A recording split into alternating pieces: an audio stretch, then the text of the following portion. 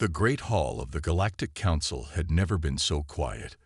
Thousands of beings from hundreds of worlds sat in complete silence, their eyes fixed on the massive holographic display floating in the center of the room. The image showed a dark void slowly eating away at the edges of a star system, something that should have been impossible. Dr. Blue, the Council's head scientist, stood before the gathering. His gray skin had turned almost white with stress, and his four hands trembled as he pointed at the display. "The anomaly has consumed 3 more systems in the past week," he said, his voice echoing through the chamber. "Our best computers cannot explain it, and our strongest shields cannot stop it." The council members whispered among themselves. They represented the most advanced civilizations in the known galaxy. They had mastered faster-than-light travel, built artificial worlds, and even learned to control the weather on their planets. But this threat was beyond anything they had ever faced. "Show them the projection," ordered Head Counselor Green, his metallic scales reflecting the light from the hologram. Dr. Blue pressed a button on his control panel. The image changed, showing a map of their galaxy. A dark spot appeared at one edge, then began to spread like spilled ink across the stars. At its current rate, the anomaly will reach the core worlds in 6 months. Within a year, half the galaxy will be gone. The silence broke. Council members jumped to their feet, shouting suggestions and demands. Some wanted to evacuate threatened systems. Others insisted they should try to fight the void with their strongest weapons. A few simply sat in their chairs, too shocked to speak. Silence. Head Counselor Green's voice boomed through the hall. "Dr. Blue, you mentioned earlier that you found something in the ancient archives. Tell us." Dr. Blue nodded and brought up a new image. It showed an old star map, clearly made thousands of years ago. "While searching for solutions, I found records from the old ones. They mention a species from a small planet in what we call the Outer Rim. These beings were known for solving problems that seemed impossible." "You mean the humans?" asked one council member, almost laughing. "The primitive species that still burns fossil fuels, the ones who haven't even unified their own planet." "Yes," Dr. Blue replied firmly. "The same humans who solved mathematical problems our computers couldn't process. The ones who found ways to survive on their harsh world, despite having no natural advantages. The records show that the old ones were fascinated by humans' ability to find solutions where none seemed to exist." Head Counselor Green leaned forward in his floating chair. "Dr. Blue, are you suggesting we ask these humans for help? They haven't even joined the galactic community. Most of them don't even know we exist." "With respect, Counselor," Dr. Blue said, standing straighter, "we have tried everything else. Our logic has failed. Our technology has failed. The humans think differently from us. They see patterns we miss. They make connections that seem impossible. The old ones called it lateral thinking and intuitive leaps." The council chamber erupted in debate again. Many members were outraged at the suggestion of asking a primitive species for help. Others pointed out that they had nothing to lose by trying. The argument grew louder until Head Counselor Green raised his hand for silence. "Dr. Blue," he said slowly, "you have never given us bad advice in your 300 years of service. If you believe these humans might help, then we must try. But who should we contact? Their world has no central government." Dr. Blue smiled for the first time in weeks. "I have already found the perfect candidate, a professor who solved the ring equation, something our best minds couldn't do for 1,000 years. His name is Tom Walker." The council members looked at each other uncertainly. Their mighty civilization, with all its advances and achievements, was about to ask a primitive species for help. But as they watched the hologram of the spreading void, they knew they had no choice. Sometimes the simplest solution comes from the most unexpected place. Tom Walker was having a normal Tuesday morning at West Hill University. He stood at his old whiteboard, writing equations that most of his students found impossible to understand. His messy brown hair and coffee-stained shirt showed he had been working since dawn, trying to solve yet another unsolvable problem. The classroom was empty. It was 6:30 a.m., and classes wouldn't start for hours. That's why he jumped when someone knocked on the door. "Come in," he called, not turning around.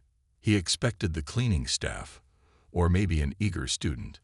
Instead, the air in the room changed. It felt lighter somehow, and Tom's ears popped as if he was in an airplane. He turned around and dropped his marker. A tall figure stood in the doorway. It had gray skin that seemed to shimmer like silk, and its 4 arms were crossed in what looked like a polite gesture. The being wore something that might have been a suit, but it moved like liquid metal. "Professor Walker," the being said in perfect English, "I am Ambassador White. We need your help." Tom blinked several times. He looked at his coffee cup suspiciously, then back at the alien. "I assume this isn't about the university's math competition." The ambassador made a sound that might have been a laugh. "No, Professor. This is about saving the galaxy. May we talk?" 20 minutes later, Tom sat in his chair, trying to process what Ambassador White had shown him. The alien had projected a 3D map of the galaxy from a small device, showing him the spreading void that was eating stars. "So let me get this straight," Tom said, running his hands through his hair. "You represent the most advanced civilizations in the galaxy.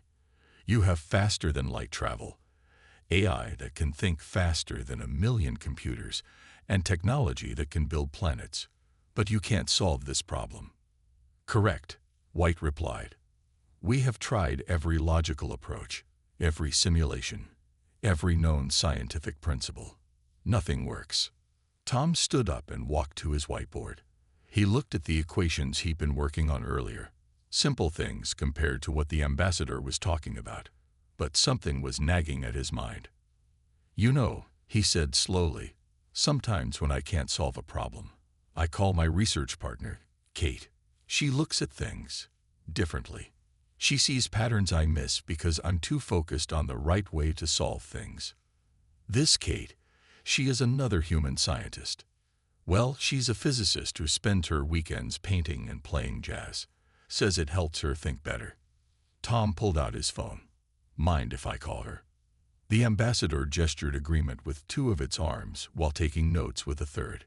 Kate Miller arrived 15 minutes later, her red hair wild and uncombed, wearing paint-splattered jeans and a faded t-shirt. She stopped in the doorway, stared at Ambassador White for exactly 3 seconds, then walked straight to the hologram. "Oh," she said, walking around the floating image. "Oh, that's interesting. Tom, look at this pattern. It's like a jazz rhythm, but in space." Ambassador White looked confused. "Jazz rhythm? We are discussing a quantum anomaly that's destroying star systems." Yes, Kate said, waving her hand. "But look at how it moves. It's not random. It's like music. It has a beat." She started humming, pointing at different parts of the void as she did. Tom watched her, then suddenly straightened up. "Wait, you're right. The spread isn't following any logical pattern because we're looking at it wrong. It's following a pattern we'd never think to look for." Ambassador White looked between the 2 humans, all 4 hands moving in confusion. These weren't the responses the council had expected. They had hoped humans might think of new solutions, but these 2 weren't even approaching the problem as a proper scientific issue. Yet somehow, watching them work, the ambassador felt something new. Hope.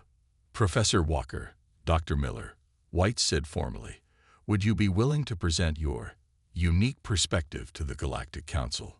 Tom and Kate looked at each other and grinned. A chance to solve the biggest puzzle in the galaxy. Tom asked, "While meeting aliens and saving worlds?" Kate added. They turned to the ambassador and spoke together. "When do we start?" The trip to the Galactic Council headquarters took less than an hour, though it was several light-years away. Tom spent most of the journey staring out the ship's window, while Kate drew patterns in her notebook, humming quietly to herself. When they walked into the council chamber, both humans stopped in their tracks. The room was enormous, with thousands of different alien species sitting in rising circles around a central platform. Some looked almost human, others were completely different. beings of light, creatures that seemed made of crystal, and things that didn't seem to have any fixed shape at all. "Welcome, humans," Head Counselor Green said, his voice somehow reaching them clearly despite the size of the room. "We hope you can help us where our greatest minds have failed." Dr. Blue quickly showed them to a workstation filled with advanced computers and holographic displays. "These are our most powerful analytical tools," he explained. "They contain all our data about the anomaly." Kate ignored the computers completely. Instead, she walked to the main hologram showing the spreading void. "Can you play back how it started? From the very beginning?" The aliens looked confused, but did as she asked. The hologram reversed, showing the void shrinking back to its point of origin. "Again," Kate said, "but slower this time." Tom joined her, watching carefully. "There's definitely a pattern here. It's not random at all." "Your computers have already analyzed every possible pattern," one council member said. "They found nothing." "That's because they're looking for the wrong thing," Tom replied, not taking his eyes off the hologram. "Kate, remember that problem we had with quantum entanglement last year?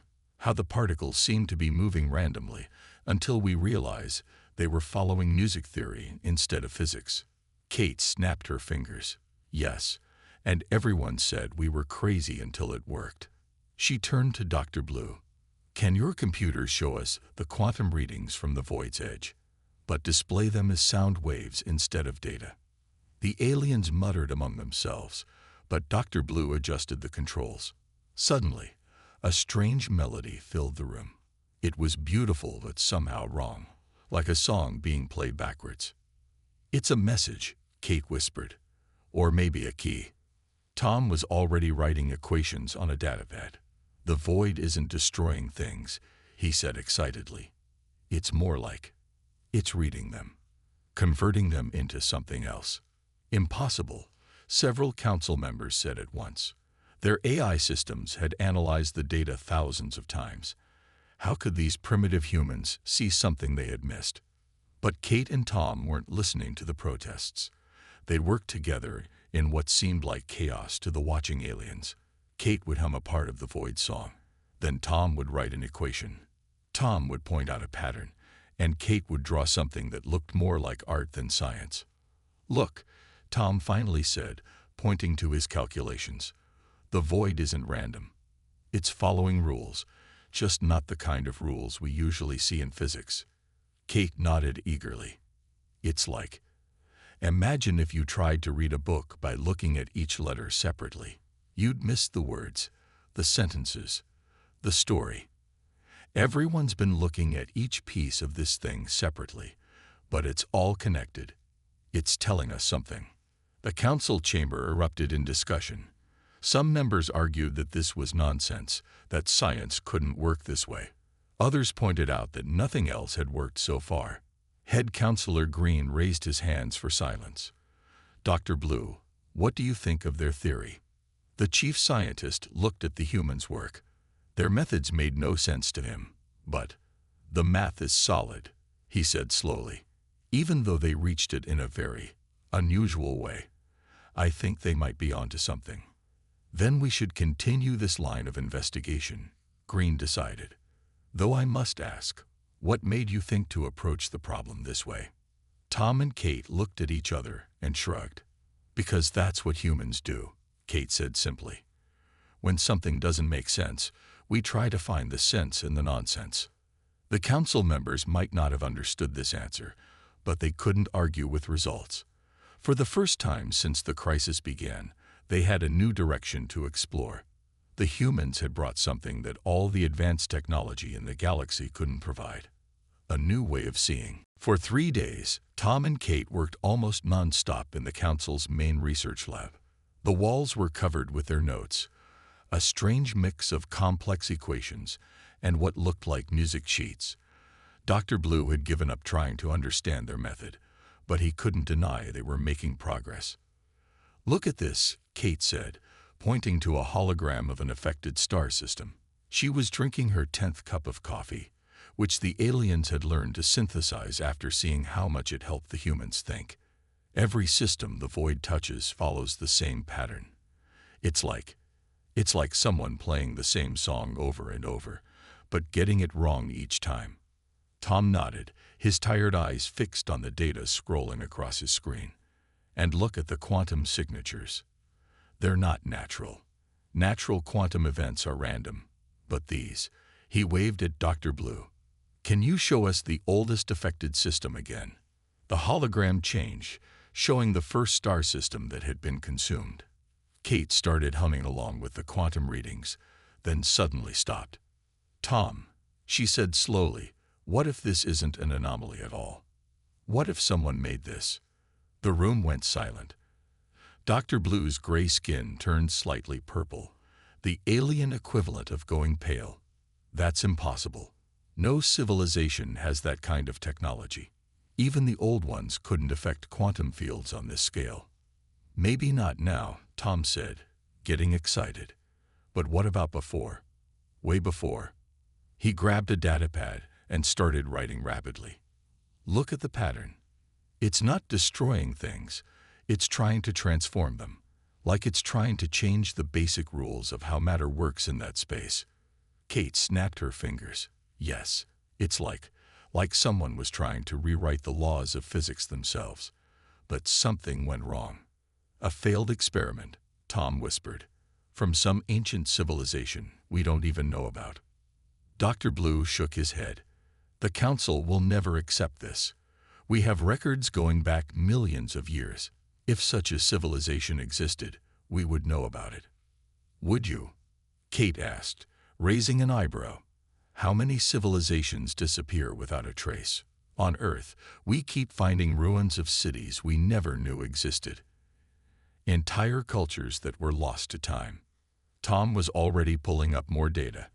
And look at where it started. In the empty space between galaxies. The perfect place to try something incredibly dangerous, far from any inhabited worlds. But it went wrong, Kate continued, catching his train of thought. And now, millions of years later, their failed experiment is still running, still trying to complete its original program. Dr. Blue looked at their evidence. His logical mind wanted to reject it. It went against everything they thought they knew about the universe's history. But the patterns were there. The math worked. The theory explained things their best computers couldn't. We need to present this to the Council, he said finally. An hour later, they stood before the gathered representatives of thousands of worlds. As Tom and Kate explained their theory, the chamber erupted in arguments. Preposterous. Impossible. We cannot base our response on such wild speculation. Head Counselor Green had to call for order 3 times before the room quieted. Dr. Blue, he said gravely, what is your assessment of this theory? The chief scientist looked at his fellow council members, then at the 2 humans who had seen what everyone else had missed. The evidence supports their conclusion, he said firmly. We've been treating this as a natural disaster, but if it's actually a runaway experiment, that changes everything. We're not just fighting chaos, we're dealing with a program. A broken one, but one that follows rules we might be able to understand. The council chamber buzzed with worried discussion. If the humans were right, they were facing something far more complex than they had imagined. But they also had their first real hope of understanding it. The question now, Tom said into the silence, is what was the experiment trying to do? And more importantly, how do we turn it off? Kate was already drawing new patterns in her notebook. They had solved one mystery, but an even bigger challenge lay ahead. The fate of the galaxy might depend on understanding the work of a civilization so ancient it had been forgotten by time itself. The next morning, Kate was alone in the lab, watching the void's movement on the main screen. She had been there all night, refusing to sleep. Something about the pattern was bothering her, but she couldn't figure out what. You should rest, Dr. Blue said, entering the lab. Your human body needs sleep. In a minute, Kate mumbled, not looking away from the screen. I just need to. She stopped suddenly, her eyes going wide. Wait. Play back the last 10 minutes of void activity. But this time, Turn off all the computer analysis. Just show me the raw feed. Dr. Blue did as she asked, though he didn't understand why. The screen now showed the void without any of their advanced monitoring systems tracking it. Look, Kate jumped up, pointing at the image. Did you see that? It changed. I see nothing different, Dr. Blue said, confused. Exactly. When we're not measuring it, it behaves differently.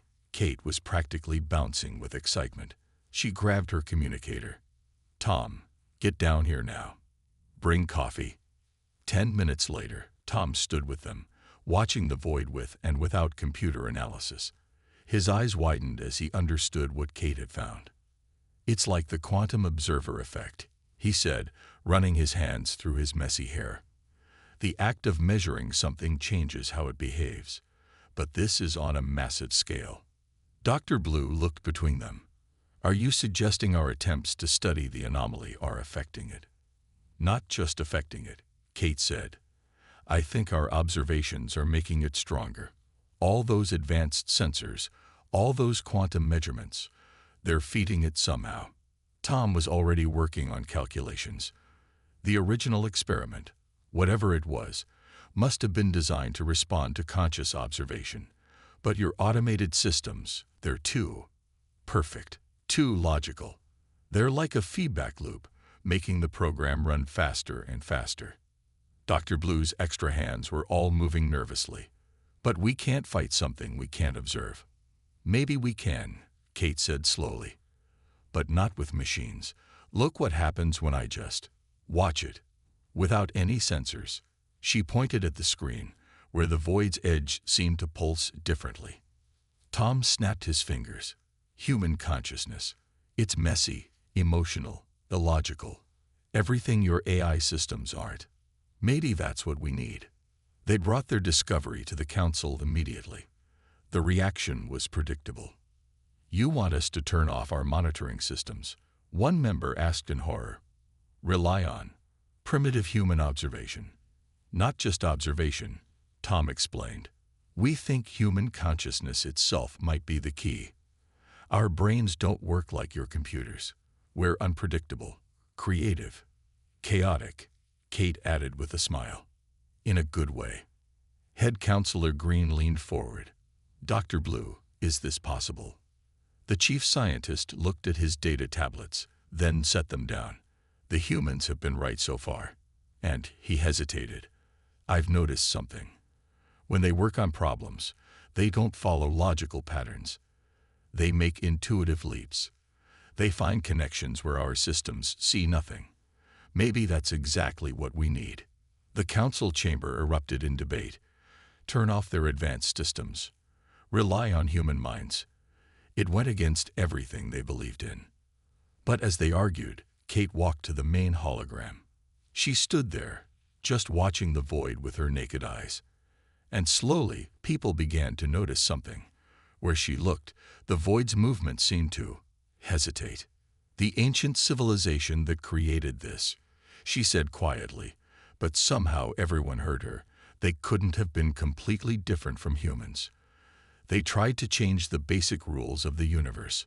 Only a species that could imagine the impossible would attempt that. Tom joined her at the hologram, and maybe only minds that can imagine the impossible can fix it. The council fell silent, watching as two humans stood before the galaxy's greatest threat, armed with nothing but their chaotic, creative, imperfect minds. Dr. Blue stepped forward. I think, he said slowly, we're ready to try something crazy. After all, when logic fails, sometimes crazy is exactly what you need. The council's main laboratory had been completely transformed. Gone were the rows of advanced computers and automated sensors. Instead, the room was filled with simple observation equipment, modified to work with human brainwave patterns.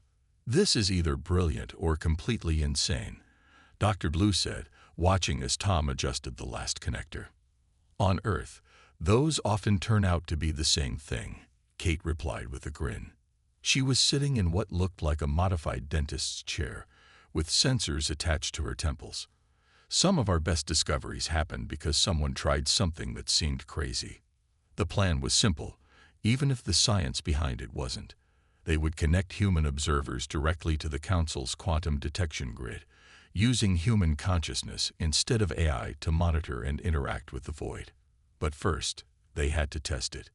"Ready?" Tom asked, his hand hovering over the main switch. Kate gave a thumbs up. "Let's see what this ancient program does when it meets a human mind." Dr. Blue and his team watched nervously as Tom activated the system. On the main screen, they could see the void's edge, now without any computer analysis. Kate closed her eyes, and suddenly the display changed. "That's impossible," one of Dr. Blue's assistants whispered. The void wasn't just visible, it was different. Through Kate's consciousness, they could see patterns that their most advanced sensors had missed. It looked almost like a tapestry of quantum threads, weaving in and out of reality. "It's beautiful," Kate murmured, her eyes still closed. "It's not destroying things, it's trying to rebuild them. But it can't quite remember how." Tom was recording everything. The program isn't malicious, it's lost, like a corrupted file trying to repair itself. Suddenly, Kate gasped. The void on the screen pulsed, responding to her surprise. "It noticed me, and it's curious." The aliens watched in amazement as the void's pattern changed. Where their emotionless machines had seen only destruction, human consciousness could perceive intention, albeit a broken one.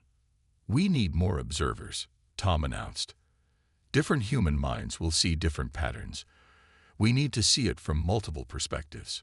Within hours, they had set up 20 observation stations. The Council had wanted to bring in their own observers, but Tom insisted only humans would work. "Our minds are messy enough to see the chaos without trying to force order on it," he explained.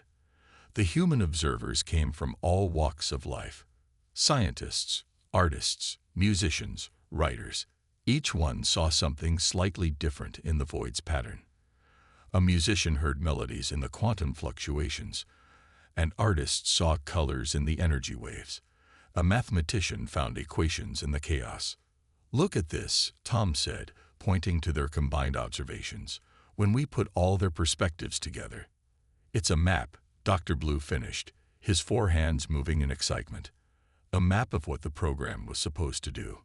The void responded to their realization. Across the galaxy, its expansion slowed for the first time since it had appeared. It was as if it recognized something familiar in the chaotic patterns of human thought. Head Counselor Green had been watching silently until now. "How soon can we implement a full response?" Tom looked at their readings, then at Kate, who was still connected to the system. "We need more observers, hundreds of them, and we need to position them at key points around the void's edge. If we can surround it with human consciousness, we might be able to communicate with it," Kate finished. "Help it remember what it was meant to do." The council chamber erupted in activity. Ships were prepared to transport human observers to critical locations. The most advanced civilization in the galaxy was now pinning its hopes on one of its most primitive species. "Will it work?" Dr. Blue asked quietly. Tom watched as more humans were connected to the observation system, each adding their unique perspective to the growing picture. "It has to," he said, "because if human chaos can't fix this." He left the sentence unfinished. They all knew what was at stake. The void waited, its pattern shifting slightly, as if curious about what these strange, chaotic minds would do next. 1,000 human observers sat at stations spread across the galaxy, their minds linked to the Council's modified detection grid. Each one watched the void through their own unique perspective, adding their consciousness to the growing network of human thought. In the main control room, Tom and Kate coordinated the effort. The walls were covered with displays showing the void from hundreds of different viewpoints. Each screen showed something slightly different. The void is seen through the eyes of artists, musicians, scientists, and dreamers. "Everyone's in position," Tom announced, checking the final connections. "Ready, Kate?" She nodded, settling into her observation chair. As the lead coordinator, her mind would help direct the others. "Let's show this ancient program what human minds can do." Dr. Blue and Head Counselor Green watched anxiously as Tom activated the full network. Instantly, the main display lit up with 1,000 different perspectives of the void, all merging into one incredible view. "By the old ones," Dr. Blue whispered. Through the combined consciousness of 1,000 human minds, they could finally see the void for what it really was, an ancient program designed to reshape reality itself. But where the aliens' logical computers had seen only destruction, human minds saw its true nature. "It's trying to fix itself," Kate said, her eyes closed in concentration. "Like a corrupted file running the same repair sequence over and over, but it can't quite remember what it's supposed to be." The void responded to their presence. Its edges flickered, its pattern changing as it encountered something new. Minds that could understand chaos, that could see patterns in randomness. "Now," Tom called out, "everyone, don't try to fight it. Just watch it, understand it, show it how human minds work." Across the galaxy, 1,000 humans did just that. They didn't try to impose order like the alien computers. Instead, they observed with all the wonderful chaos of human consciousness, seeing patterns, making connections, imagining possibilities. The void's expansion stopped. Then, slowly, it began to change. Where it touched star systems, instead of consuming them, it now seemed to dance around them. The quantum patterns shifted, responding to human creativity and imagination. "It's learning from us," Kate said excitedly. "Our minds are showing it new ways to complete its program." In the council chamber, the alien representatives watched in amazement as the void transformed. Systems that had been partially consumed began to stabilize. The destructive energy became constructive, rebuilding what it had damaged. "Look," Dr. Blue pointed to his readings. "The quantum signatures. They're harmonizing with the human brainwave patterns." Tom grinned. "Of course. The ancient civilization that created this, they must have been like us. Creative, chaotic, able to imagine impossible things. Their program wasn't meant to destroy. It was meant to create." Across the galaxy, the void continued to change. It was as if the human observers had reminded it of its original purpose. Hour by hour, it repaired the damage it had caused, guided by the chaotic beauty of human consciousness. Finally, after 3 days of continuous observation, the void stabilized completely. What remained was something entirely new, a network of quantum energy that enhanced the systems it touched instead of destroying them. In the council chamber, the celebration was interrupted by Head Counselor Green calling for attention. "Today," he announced, "we learned a vital lesson.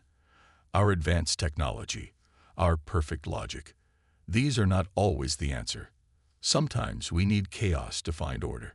Sometimes we need to embrace imperfection to achieve perfection." He turned to Tom and Kate. "Humanity has shown us that being less advanced doesn't mean being less capable." Dr. Blue stepped forward, "Which is why the Council has voted to create a permanent human advisory department. Sometimes the best solutions come from minds that haven't forgotten how to dream impossible dreams."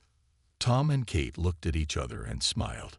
Humanity had just proven its worth to the galaxy, not through advanced technology or military might, but through the wonderful chaos of the human mind. Sometimes the most powerful force in the universe isn't perfect order. It's the beautiful chaos of human creativity.